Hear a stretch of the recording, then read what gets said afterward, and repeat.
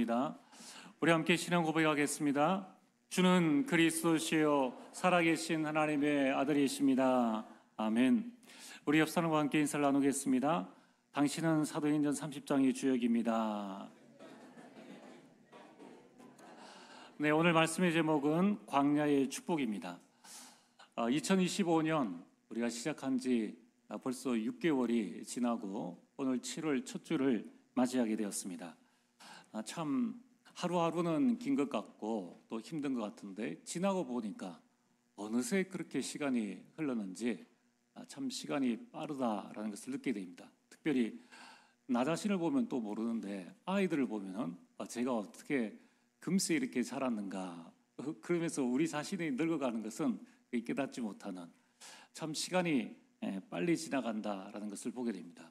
그러면서 우리는 그 시간의 흐름 속에 하나님께서 우리를 인도하셨다라는 것을 보게 됩니다.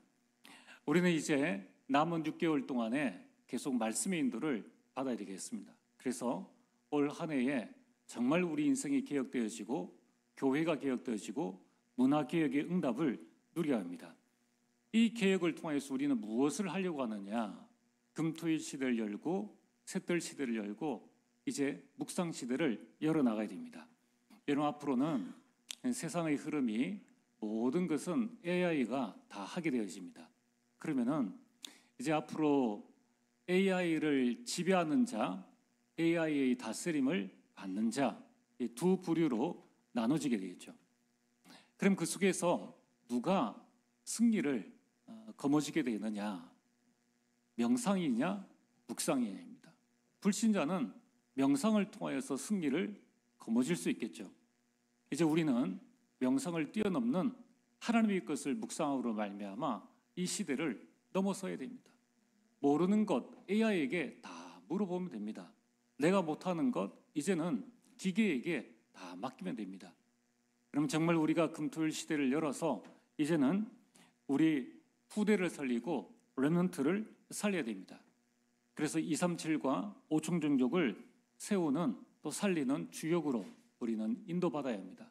그러면 그 응답이 올 한 해에도 여러분과 여러분의 가정에 넘쳐나게 되길 주의 이름으로 축복합니다. 그래서 여러분들이 남은 한 해 동안에 또 여러분들이 24시 동안에 계속 믿음을 고백하세요. 그 믿음 고백이 바로 말입니다. 여러분의 말은, 그 말에는 보이지 않는 어마어마한 힘이 있습니다. 민수기 13장 25절에서 14장 20절까지 말의 힘이 얼마나 강한가 하는 것을 말씀하고 있습니다. 여러분들이 이번 주간에는 꼭 이 본문의 말씀을, 서론 본문의 말씀을 꼭 여러분들이 읽어보시길 바랍니다. 이 말씀은 이스라엘의 12지파의 대표자가 이제 가나안 땅을 정탐하게 됩니다. 그리고 돌아와서 온 백성들 앞에서 보고를 했습니다. 그 가운데 여호수아와 갈렙은 하나님께서 우리에게 주신 땅이니 우리가 능히 들어갈 수 있다라는 말을 합니다. 그러나 이 10명의 정탐꾼은 과연 가나안은 젖과 꿀이 흐르는 땅이고 아주 좋은 땅이다. 하지만 그곳에는 우리보다 훨씬 강한 족속이 살고 있어서 우리는 들어갈 수 없다라고 말했습니다. 자, 그러자 어떤 일이 일어났습니까? 민수기 14장 1절에서 4절에 온 백성이 10명 정탐꾼의 말을 듣고 밤새도록 소리를 높여서 대성통곡을 했습니다. 뭐라고 대성통곡했느냐? 차라리 우리가 애굽에서 죽었으면 좋았을 것을, 차라리 우리가 광야에서 죽었으면 좋았을 것을, 그러면서 다시 우리가 애굽으로 돌아가자라고 말을 합니다. 여러분, 아직 이 12명의 정탐꾼의 말을 200만 명이 다 확인해 보지도 않았습니다. 그냥 확률입니다. 10명의 정탐꾼의 말도 일반적으로 확률이라 치면은 10대 2입니다. 그런데 이 온 백성이 10명의 정탐꾼의 말을 듣고 많은 사람이 말을 하니까 그 말이 옳은 걸로 생각했다는 겁니다. 자, 그러면서 밤새도록 대성통곡을 했다는 거예요.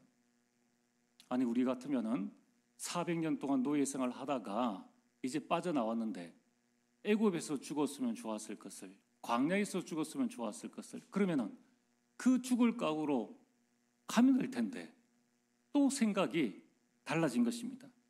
여러분, 지금 이스라엘 백성들이 이 밤새도록 소리를 높여서 대성통곡한 것이 얼마나 어리석은 일인가. 이들이 자력으로 애굽에서 나온 게 아니에요. 이들은 400년 동안 완전 노예 생활을 했습니다. 그들이 애굽 병사와 바로와의 말은 잘 들으면서 두 사람의 말은 듣질 않았습니다. 그리고 그들은 애굽에 있을 때에 10가지 기적을 봤습니다. 마지막 기적은 유월절 기적입니다. 어린 양의 피를 바르지 않은 애굽의 거의 모든 집에, 그 집의 첫째 것, 장남은 반드시 죽게 되어 있고 그 짐승의 첫째도 다 죽게 되어 있습니다. 그러면은 어느 날 유월절 밤에 갑자기 온 애굽에 칠흑같이 어두운 그 밤에 대성통곡하는 소리가 집집마다 울려났습니다. 완전 아비규환이죠. 여러분, 그 소리를 듣는 느낌이 어떠했겠습니까? 이미 예고됐어요. 과연 맞을까 안 맞을까 걱정 반, 두려움 반, 안도 반이겠죠. 그러나 만약에 비껴간다면 문제가 없겠지만 9가지 기적을 봤단 말이에요. 그래도 안 바르고 있는 애굽 사람의 집이 있다는 겁니다. 어느 날 동시에 주의 사자가 한 집 한 집 확인하면서 넘어갈 때에 그 집에 소리가 들리는데 저 멀리서 들리던 소리가 점점 가까이에서 들려옵니다. 우리 집이 안전하다고 해서 그게 안심이겠습니까? 온 세상에 울음소리가 그치지 않는 겁니다. 짐승 소리가 밤새도록 들리는 겁니다. 그 장면을 목격했다는 거예요. 게다가 홍해를 건널 때 그냥 건넜습니까? 배 타고 건넜습니까? 세상에 바람이 불어가지고 홍해입니다. 홍해, 바다예요. 그래서 여러분들 꼭 이스라엘 성지순례 꼭 한번 가보시길 바랍니다. 그래서 여러분들이 이 하나님의 말씀이 과연 어떠한가 안 가보면요 그냥 그러겠지 합니다. 바다가 갈려졌어요. 게다가 온 이스라엘 백성들이 건널 수 있을 만큼 200만 명이 하룻밤 만에 건널 수 있을 만큼의 그 넓은 그 육지를, 바다를 그 넓은 육지로 해서 건너고 난 다음에 자기를 따라오던 압제하던 모든 이스라엘의 최기갑 군사들이, 정예 군사들이 다 수장되어졌습니다. 살려달라는 또 다른 아우성을 듣고 그들은 환호했다는 거예요. 그랬던 그들이 이제 광야에서 10명의 말을 듣고 죽었으면 좋았을 것을 이제 우리가 애굽으로 돌아가자고 합니다. 그러면서 자신들을 인도한 모세와 아론을 돌로 치려고 합니다. 자신들을 인도해낸 모세와 아론인데 돌로 치려 한다는 거예요. 여러분, 사람 말이 이렇게 무섭습니다. 여러분, 이 사람 말이 잘못 들어오면은 사람의 생각이 완전 정지돼 버리는 거예요. 사리 분별을 하지 못합니다. 하나님의 말씀을 분별하지를 못하는 거예요. 그래서 모세와 아론을 치려 합니다. 그러자 그때에 여호와께서 모세에게 말씀하셨습니다. 민수기 14장 11절에서 12절, 여호와께서 모세에게 이르시되 이 백성이 어느 때까지 나를 멸시하겠느냐? 내가 그들 중에 많은 이적을 행하였으나 어느 때까지 나를 믿지 않겠느냐? 내가 전염병으로 그들을 쳐서 멸하고 너에게 그들보다 크고 강한 나라를 이루게 하리라.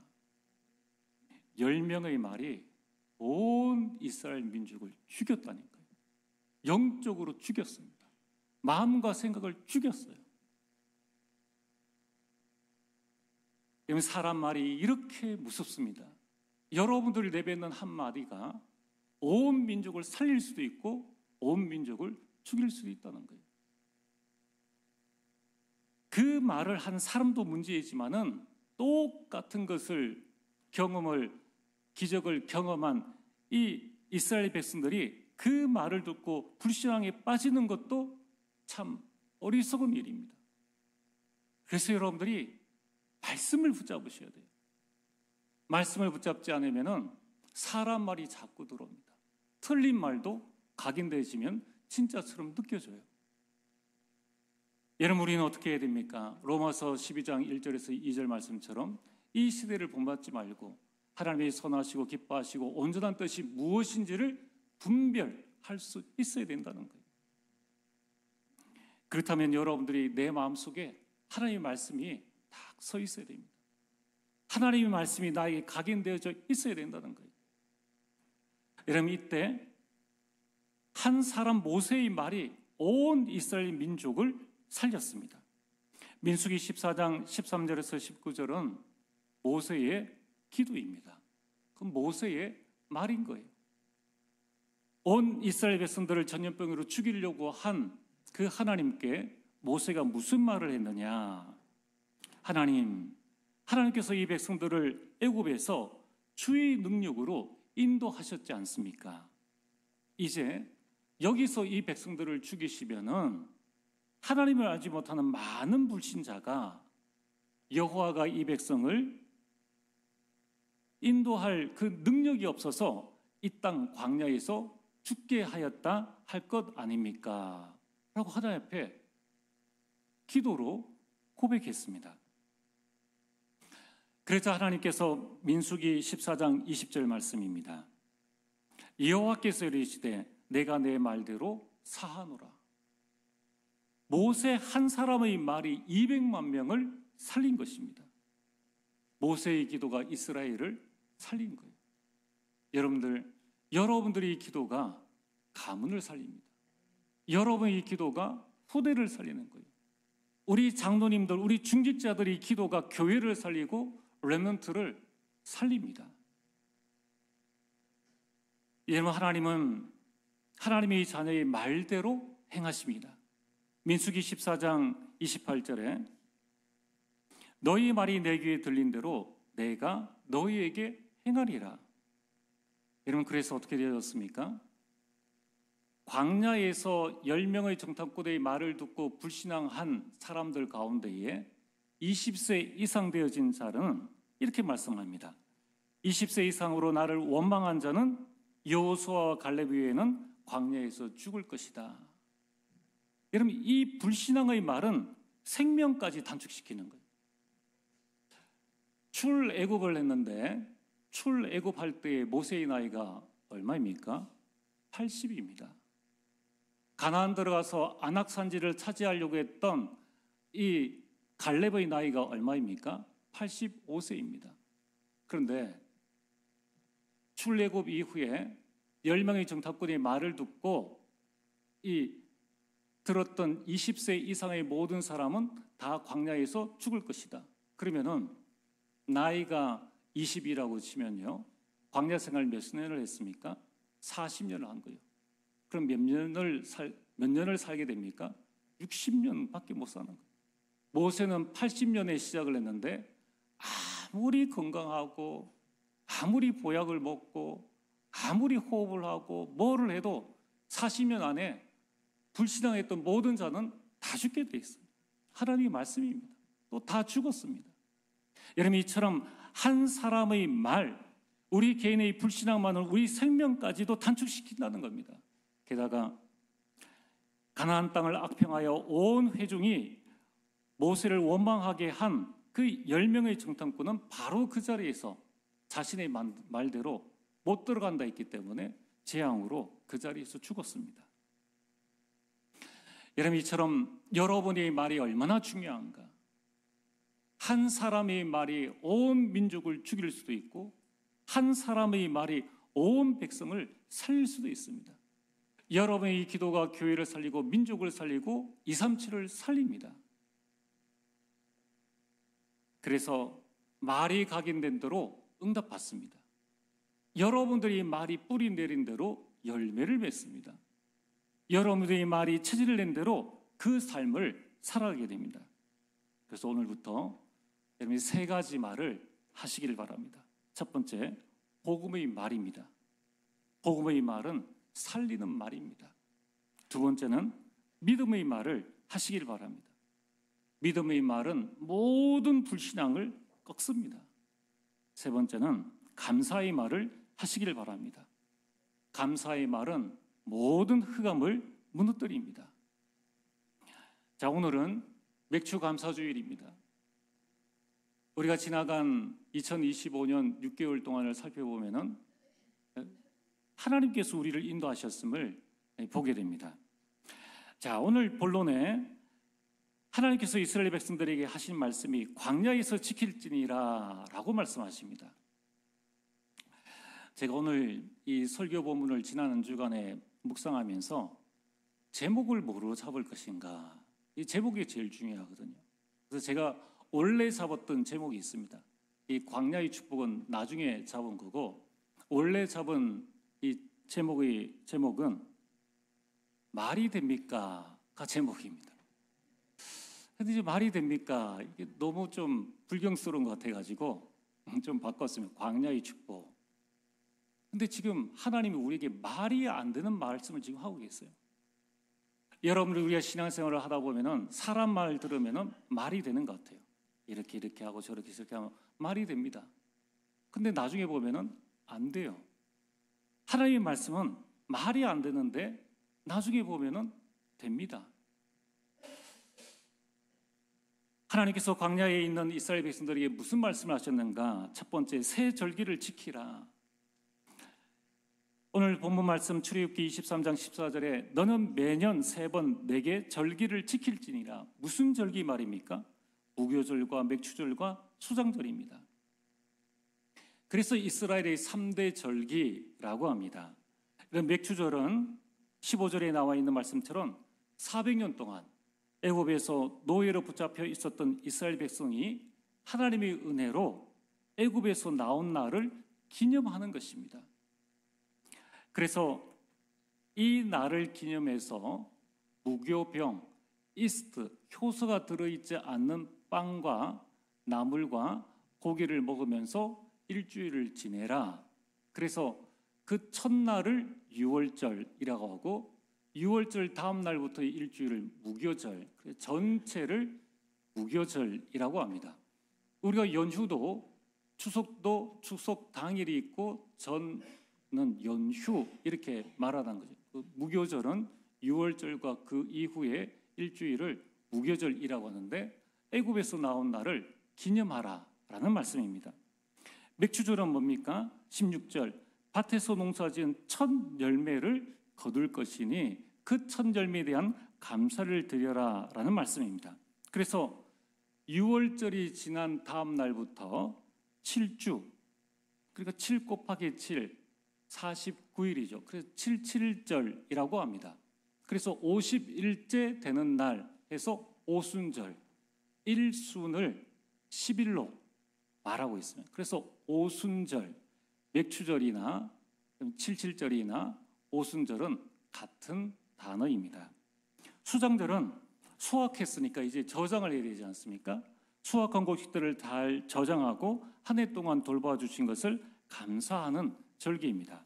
자, 이렇게 말씀을 드리면 우리가 늘 듣던 말씀입니다. 그래, 이스라엘 백성의 새 절기, 중요한 것은 한번 여러분들이 성경을 보시면서 잘 생각해 보시길 바랍니다. 이 새 절기를 주신 때가 언제입니까? 출애굽기 19장 1절에 이스라엘 자손의 애국 땅을 떠난 지 3개월이 되던 날 그들이 시내 광야에 이르니라. 이스라엘 백성들이 아직 광야에 있을 때 주신 말씀이 바로 새 절기를 지키라 라는 말씀입니다. 자, 출애굽기 19장부터는 우리가 잘 아는 모세가 시내산에 올라가서 십계명을 받게 됩니다. 그리고 그 다음부터는 계속해서 이스라엘의 법에 대해서 이스라엘이 400년 동안 애굽의 법을 따랐고 불신앙의 법, 세상 법을 따랐기 때문에 하나님의 자녀로서 어떻게 살아가야 될 것인가에 대한 말씀을 19장부터 계속하는 중에 출애굽기 23장의 새 절기에 대해서 말씀합니다. 어디서 말입니까? 광야에 있을 때 말씀합니다. 그래서 그게 뭐가 어찌 되었단 말입니까? 이스라엘 백성들은 광야 40년 동안에 하나님께서 주시는 하늘에 주시는 만나 그리고 메추라기를 먹었습니다. 그리고 생수를 마셨습니다. 농사를 짓지 않았다는 거예요. 이스라엘 백성들이 있는 곳은 광야입니다. 광야에서는 농사를 지을 수가 없습니다. 또한 농사를 지으려면 기간이 필요하죠. 우리가 벼농사를 봄에 씨앗을 뿌리고 가을에 수확을 합니다. 이스라엘 백성들은 어느 때 옮겨가야 될지 어느 때 정착해야 될지 아무도 알지 못합니다. 그 땅을 40년을 움직여 갔다는 겁니다. 그래서 하나님께서 이스라엘 백성들에게 무교절, 유월절을 지켜라. 당연하죠. 400년 노예 생활에서 해방된 것에 대한 감사하며 지킬 수 있습니다. 그런데 맥추절을 지켜라. 수장절을 지켜라. 자, 아직 농사를 짓지 않았습니다. 농사를 지을 수가 없어요. 40년 동안 이들은 농사를 단 한 번도 짓지 않았습니다. 그런데 너희들이 첫 열매를 거둘 것이니 맥추절을 지켜라. 이 곡식을 저장할 것이니 수장절을 지켜라. 전혀 현실과 맞지 않는 말씀입니다. 이 말씀은 마치 오늘 이 시간을 살아가는 저와 여러분들에게 여러분들이 세계복음화의 증인이 될 것이다. 이러한 말과 똑같아요. 여러분들 가문에 복음의 명문 가문을 통하여서 요셉과 같은 일꾼이 태어날 것이다 라는 말씀을 주셨는데 그 상황과 똑같은 말씀입니다.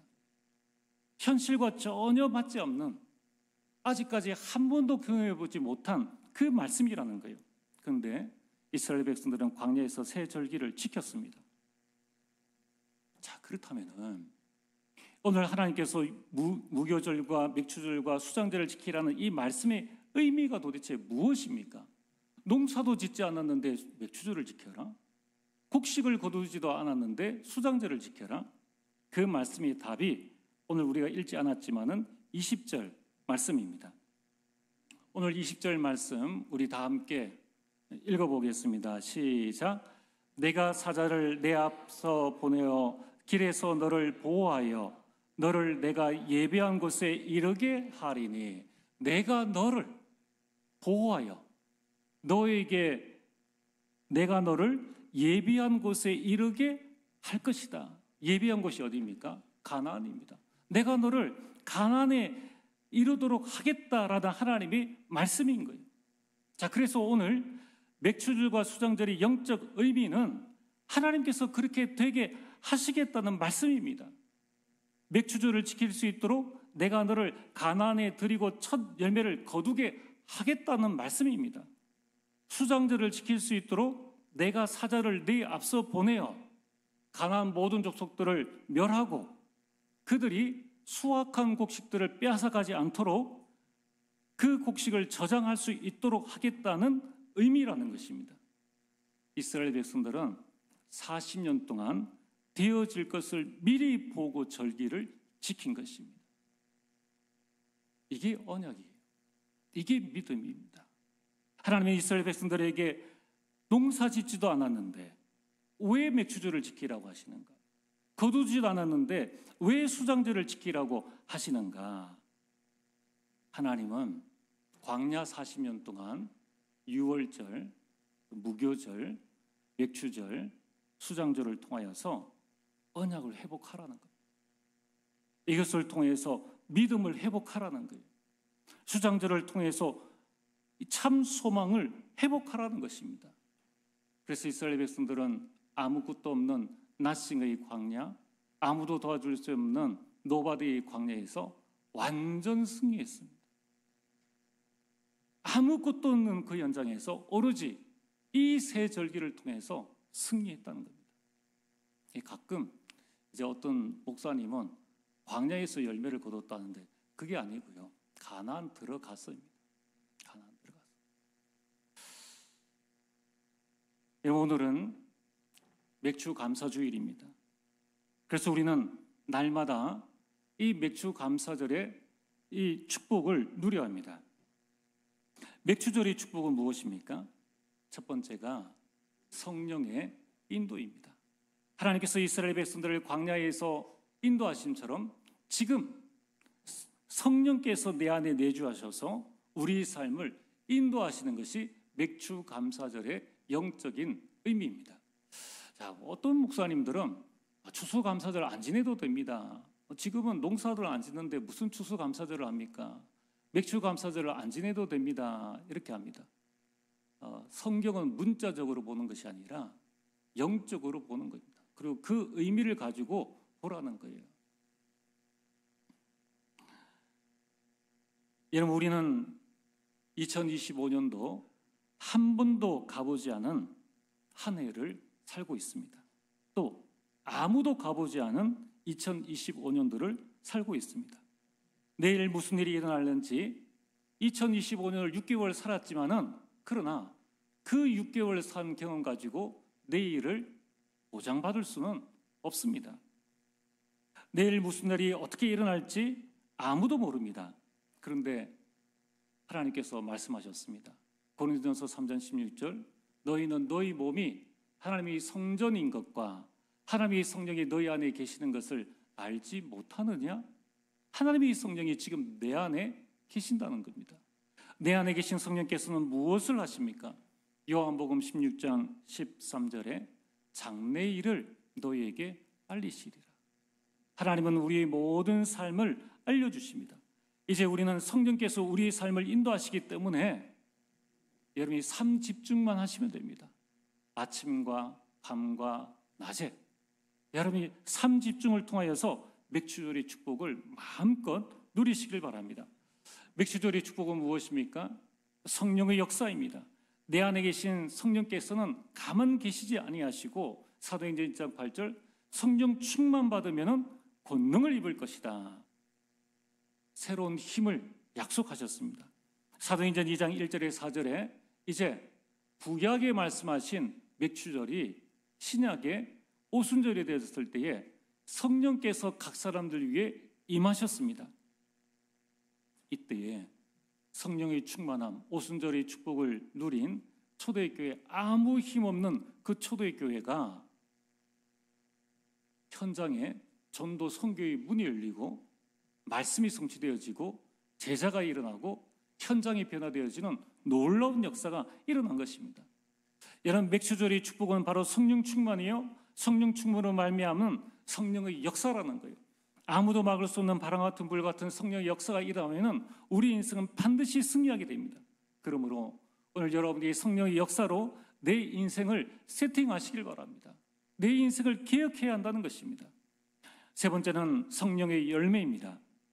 예루살렘과 온 유대와 사마리아와 땅 끝까지 이르러 하나님은 여러분들을 증인으로 세우시는데 증거를 열매로 주신다는 거예요.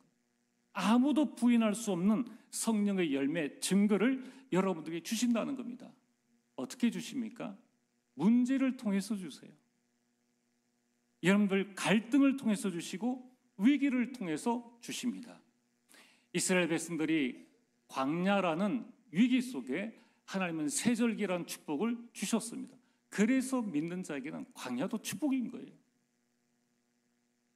여러분, 우리는 속지만 않으면 됩니다. 그래서 오늘 본론 세 번째로 우리는 이제는 구약에 말씀하신 새 절기의 영적인 의미를 알고 날마다 감사하시길 바랍니다. 6월절의 영적인 의미는 무엇입니까? 구원입니다. 하나님이 주신 것에 여러분 감사하시길 바랍니다. 얼마나 우리가 받은 게 많습니까? 또 없다 할지라도 구원보다 더 가치 있는 것이 무엇입니까? 두 번째는 맥주절의 영적인 의미입니다. 그것은 하나님의 인도입니다. 앞으로 하나님께서 여러분들을 인도하시사 여러분이 주실 것에 대한 감사, 아직 광야에 있지만은 40년 동안 인도해서 반드시 첫 열매를 거두게 하시고 저장하게 하실 그 성령의 인도, 하나님의 인도를 바라보며 여러분이 주실 것에 대해서 감사하시길 바랍니다. 이제 수장절입니다. 천국의 배경입니다. 여러분, 우리는 이 땅 살아가는 동안에 세상 배경이 아닌 천국 배경을 영원히 누리고 이 땅에서 그 배경을 누리면서 영원한 것에 감사하시길 바랍니다. 오늘 말씀의 결론입니다. 여러분, 이 시대에 광야 같은 세상에서 광야를 축복하나 만드는 비밀이 서밋 집중 타임입니다. 신명기 8장 4절에 이 40년 동안에 내 의복이 헤어지지 아니하였고 내 발이 부르트지 아니하였느니라. 이건 말이 됩니까? 40년을 광야에서 살았는데 영양보습제도 바르지 않고 달팽이 크림도 바르지 않았는데 어떻게 발이 부르트지 않았느냐는 거예요. 이는 의복을 입었는데 40년 동안 그 의복이 헤어지지 아니었다. 이거는 소설이 아닙니다. 실제 하나님의 말씀인 거예요. 여러분, 하나님은 광야의 축복으로 하나님의 자녀들을 보호하시고서 어느까지 보호하시는가? 옷이 닳아서 없어지지 않도록 40년을 걸었는데 40년 동안에 발이 부르터서 못 가는 일이 없도록끔 하나님께서는 그들에게 광야의 축복을 주셨습니다. 절대 불가능을, 불신자들이 볼 때는 절대 불가능인데 그것을 절대 가능케 하신 하나님의 능력이 바로 광야의 축복입니다. 오늘 우리는 이 땅에서 어떻게 이 광야의 축복을 누릴 수 있습니까? 그게 바로 서밋 집중 타임입니다. 여러분이 이 서밋 집중 타임을 통하여서 사람의 말에 흔들리지 않는 하나님의 절대의 망대를 세우시길 바랍니다. 하나님의 망대가 든든히 세워지면 그때부터 다른 길이 아닌 하나님의 여정을 가게 됩니다. 하나님의 길을 가게 돼요. 그때부터는 여러분들이 다른 것을 남기는 것이 아니라 하나님께서 나의 인생을 이렇게 인도하셨다는 하나님의 여정을 후대에게 남기게 됩니다. 여러분, 우리 인생 살아가는 동안에 후대에게 무엇을 남길 것입니까? 무엇을 남기면 우리 후대, 우리 자녀가 정말 행복해질 것입니까? 그것은 가정 가문의 흑암을 꺾는 하나님의 망대요, 하나님의 길을 가는 것이요, 하나님의 이정표를 후대에게 남기는 것입니다. 이제 우리는 서밋 집중 타임을 통하여서 광야의 축복을 누리고 이 광야의 축복으로 237과 5천 종족을 살릴 수 있는 나의 시대를 열어가시길 바랍니다. 한참 멀게 느껴집니까? 상관없습니다. 하나님께서 이스라엘 백성들 광야에서 40년 후에 들이실 것을 말씀하시면서 맥추를 지켜라, 수장제를 지켜라. 여러분, 이 사실을 바라보면서 지금 여러분들이 금토일 시대를 열어가시고 셋들 시대를 여시고 묵상 시대를 여시길 바랍니다. 그게 바로 237을 시대를 여는 방법입니다. 내 안에 금토일 시대, 내 안에 셋들 시대, 내 안에 묵상 시대를 열어나가는 겁니다. 이제 여러분이 서밋 집중 타임을 통하여서 이번 한 달, 다음 한 달 동안에 교회 학교 여름 행사를 두고 집중적으로 기도해 주시길 바랍니다. 여러분, 주보에 보면은 일정들이 다 나와 있습니다. 이게 여러분이 받을 응답의 시간표입니다. 이제 우리는 금요일에 각 부서 여름 행사에 대한 내용들과 또 기도 제목과 또 무엇이 필요한지를 우리 지난주 금요일부터 나누었습니다. 우리 지난주 금요일은 태영아 유치부 포럼을 하게 됐는데 그때 이런 말씀을 포럼을 이렇게 하셨습니다. 아이들이 너무 움직이기 때문에 제자리에 앉아 있는 시간이 또 짧고 아이들은 또 화장실도 가야 되고 여러 변수가 많지 않습니까? 제가 EV에 들려고 올라오는데 유튜브에 보니까 어떤 아이 누워있고 어떤 아이 나가서 찬양하고 뭐 그런 상태입니다. 근데 아이들은 놀 때 하나님의 말씀 들어도 그게 각인되어집니다. 그러면서 하시는 말씀이 뭐냐면은 우리 태영아 유치부 아이들을 좀 도울 수 있는 문지기가 필요하다. 그래서 문을 열어주고 닫아주는, 아이들이 뒤에 누가 오는데도 안 보고 문을 닫아버리니까 그 다음 오는 아이가 다친다는 거예요. 문지기가 필요하다. 그러면서 찬양을 부를 때에 교사들이 이 찬양을 넘기가 아이들을 볼 수가 없는 거예요. 그래서 찬양이 이 악보를 넘겨주고 이 컴퓨터를 좀 다룰 수 있는 쉬운 겁니다. 그냥 뚝뚝 누르면 되는 이 일할 사람이 필요하다. 그리고 기도할 사람이 필요하다.